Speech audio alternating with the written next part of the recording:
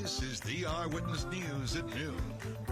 Good afternoon, I'm Jay Cunningham, and thank you for joining us for the Eyewitness News at noon. Here are some of today's top stories. 10 days after Hurricane Ida, the curfew for New Orleans has been lifted. Entergy also expects to make some major progress restoring power in the metro area today. We learned of an evacuee who was killed in North Carolina this past weekend. And we now have a timeline of when New Orleans public schools will reopen. We're going to get to all of that and more in just a moment. But first, after days and days of heat and humidity, a change is coming. Of course, we want to send things on over to Alexandra Cranford. Tell us the good news. Thanks, Alexandra. The curfew for the city of New Orleans has now been lifted. It's been in effect from 8 p.m. to 6 a.m. every day since the storm. Mayor LaToya Cantrell says it ended this morning, and she added police will still patrol areas where the power is out.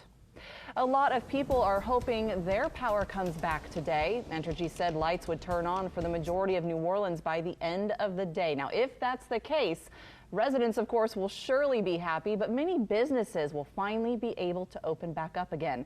Duke Carter reports. Hopefully today or at least sometime soon. We now want to turn to a horrible story. A New Orleans woman who evacuated before Ida to North Carolina was killed. Gabrielle Allnut was a pottery artist who taught at New Orleans Academy of Fine Arts. She was found dead Sunday in NODA, the Arts and Entertainment District in Charlotte. 29-year-old Malik Moore is wanted on kidnapping and murder charges in connection with her death. Police also believe he was the one who killed a 21-year-old Tennessee resident in that same area Friday. Moore has not been caught yet, and authorities believe he is armed and dangerous.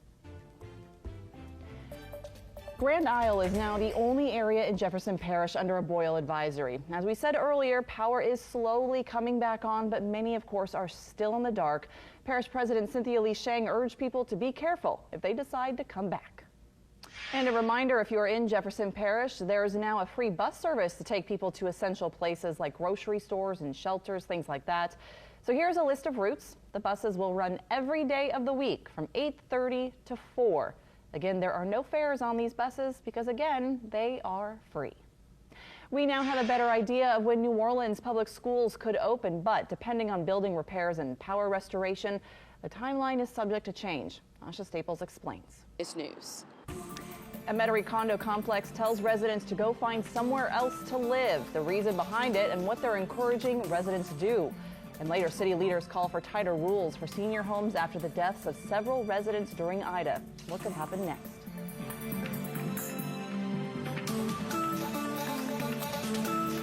From WWL TV, this is the Eyewitness News at noon. Well, good afternoon. I'm Jay Cunningham, and former St. Tammany Parish Sheriff Jack Strain was expected to officially learn his fate today. We are learning that will not happen. The judge spent the morning on more hearings in the case. Erica Ferrando joins us live from Covington with the latest. Erica, what exactly is going on? Well, Louisiana has set a somber record. We have now surpassed 1 million COVID cases since the pandemic began. Nearly 30,000 cases were added to those numbers since Friday, along with 58 new deaths. The number of those in the hospital and on ventilators continues to rise, and the entire nation battles this latest surge. It's not just us, but there are some signs of hope. Michael George has more. And children who still need a COVID vaccine can get one today at City Park. Bring Back Louisiana is hosting Shots for School in Storyland 2. It is part of a statewide campaign to expand vaccine accessibility. Each newly vaccinated person will get a free ticket to Storyland. The event runs from 2 to 5 today at City Park's mini golf site. It's an exciting day for Destrehan High School students. After more than 140 days, they are finally returning to campus. The school is hit hard from Hurricane Ida. Candace Charles has a look at its revitalization.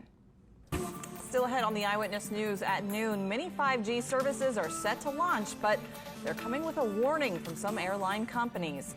Plus, a Los Angeles rail yard is now littered with stolen packages. More on how train companies hope to stop the thieves when we return.